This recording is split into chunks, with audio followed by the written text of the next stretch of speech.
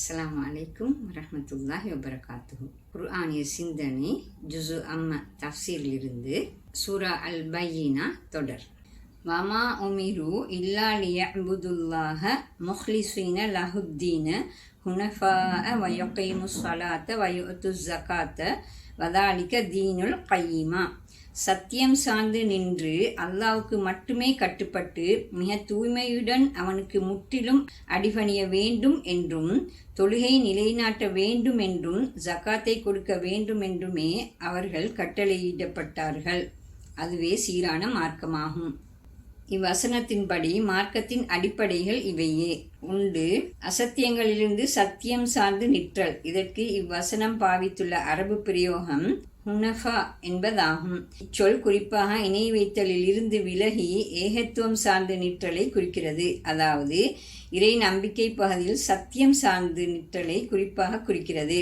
2.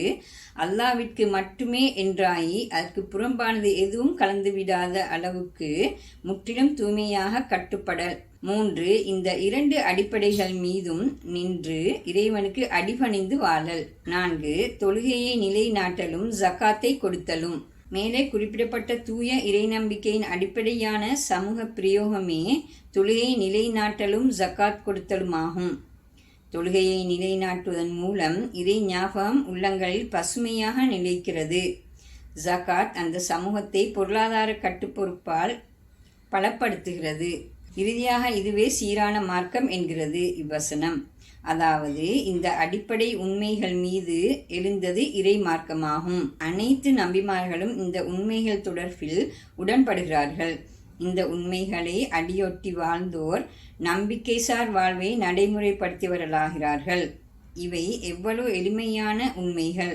கருத்து வேறுபாடுபட்டு பிளவுபட இங்கே என்ன இருக்க முடியும்? மார்க்கத்தை இத்தகைய அடிப்படை உண்மைகளோடு புரிந்து கொள்ளாமல் போன வேதம் கொடுக்கப்பட்டோரை நோக்கிய ஒரு கண்டனமாக இவ்வசனம் அமைகிறது. சூரா அதன் இறுதி பகுதிக்கு வருகிறது. அந்நிலையில் தெளிவான ஆதாரம் என வர்ணிக்கப்பட்ட இவ்விறுதி தூதை பொறுத்தவரையில் மக்களது நிலைப்பாட்டையும் அதன் விளைவையும் விளக்குகிறது. அதனை அடுத்து வரும் 3 வசனங்களூடாகவும் தெளிவு பெறுவோம்.